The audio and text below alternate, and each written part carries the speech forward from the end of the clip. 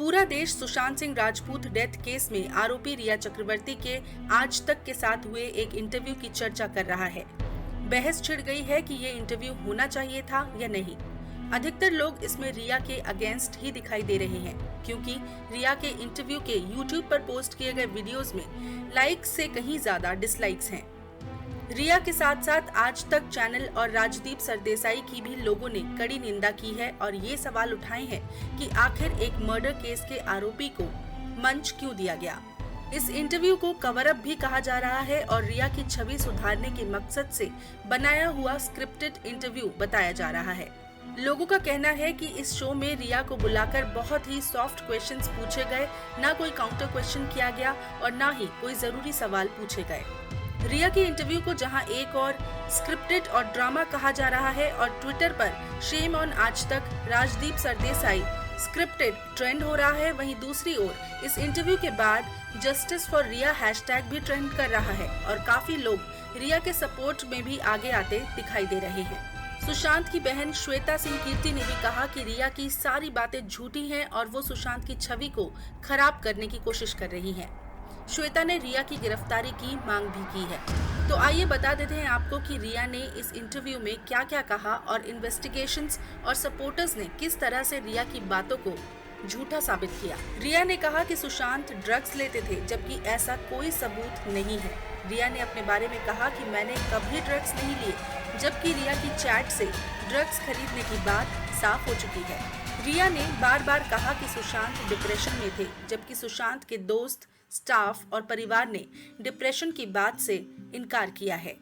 रिया ने इंटरव्यू में दावा किया कि 2013 में डॉक्टर हरीश शेट्टी ने सुशांत का इलाज किया था और सुशांत उनकी बताई दवा लेते थे।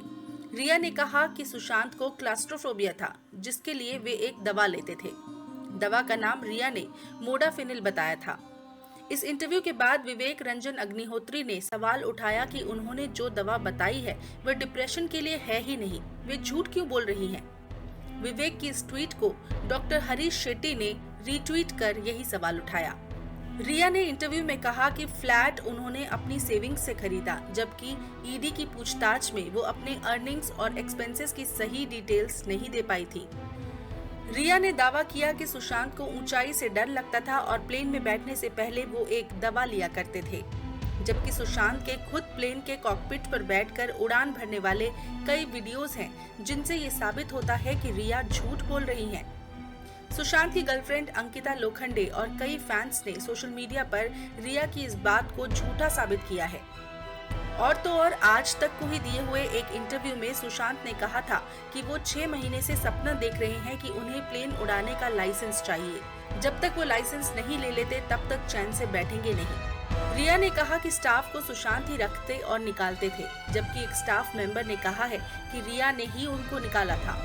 रिया ने कहा कि सुशांत के साथ रहने की वजह से वो खुद भी डिप्रेशन में आई, जबकि रिया ने किसी भी बयान या चैट में इस बात का जिक्र कभी नहीं किया।